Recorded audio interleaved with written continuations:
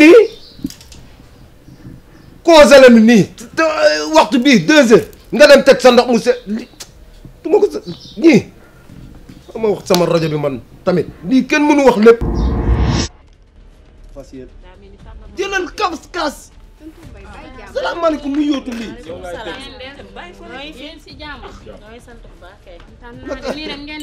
waay kontaan nañ waay kontaan nañ trop ah suukar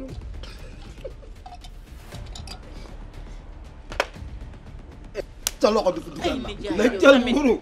ba ma lekk waay père bu yow ku nekk jël li nga war a jël de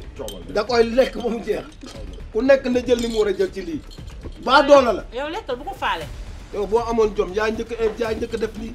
topp lamb ji daanoo bëréew amoo combat waa Ngoné sa kër gi moom nii la neexee gis nga de nii de la neexee macha allah. gis nga man dafa mel ni dama am jinne xaw ma lu mu demee noonu grand gàlle bu ma dem bañ may waaj a may soxna rek lu koy yàq sax du ma ko xam grand bi jógal si man grand bi. booy sa ñaan xam nga mooy lan mooy dem dugg ci douche bii sangu ba set. grand yow di nga ma xool ni di ma wax ay waxu ay sangu nag. waxuma la sangu bii sangu njàmpeeg saabu li ma lay wax mooy. sangu la sobe gi moo bëri ci yow. booy tant que sobe mi ngi bëri ci yow ah da ngay gën a am umu te da lay tëj. kon loo may woowee. maa tey woo la parce que yow yaa fi nekk mag bi yow laay njëkk a waxal. soo ñëwee si entreprise ah soo ñëwee si entreprise directeur ngay waxal boo wax a azulé doo wax a azulé directeur ngay waxal. ah moo yaay directeur kër gi fii. moo tax nga woom. waaw pour loolu tax nga woom. ndax yow yaa ko jël wala jëloo ko loolu laa la laaj laaju mooy ndax yaa may nokk man soo may nokk fooy jaar ah nga may sof la mu raani ni ñaar laa la may bu ma duggaatee ci biir néeg nga ne ma mba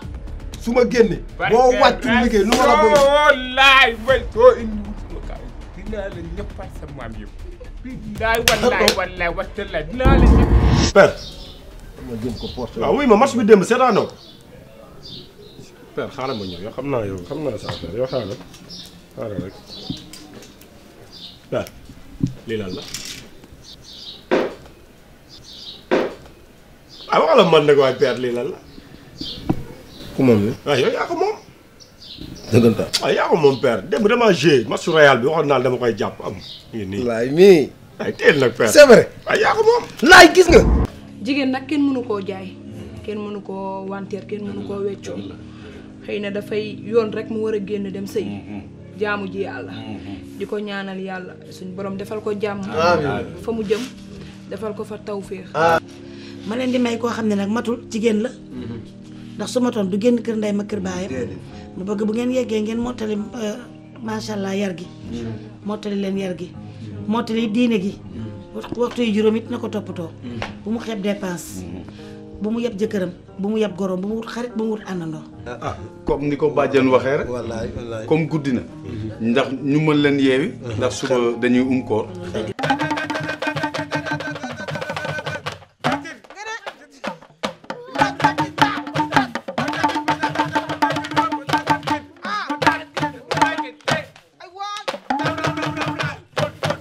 ba tax 500 000 yi ñoo ngi nii après koor gi laa koy soxla donc pour am benn projet bu ma commencé ndax dama koy ragal a lekk mu loolu rek moo nekkoon sama tànk waaye comme Njaay mii lay indi ah xanaa ma jéemaat force rek jël na ko ndax nag fa tabaarak sama yaram dafa daw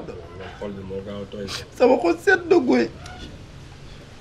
booy barke yonent bi yàlla jàppale ak sa yaay nga ni wuy ma kaay laay dafa génn de laay génn na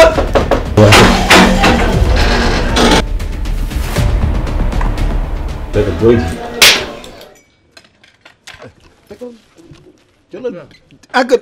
àggali bi teel àggali bi yow dimbali ma doo dem seen kër di wër kër jàmbur yi di wax yow da nga am loo yor fii xam naa am nga melokaan de waay tonton Mbaye bàyyi ci mu dog lu lekk mu Mbaye yow lu lekk mu sama doom la man seen doom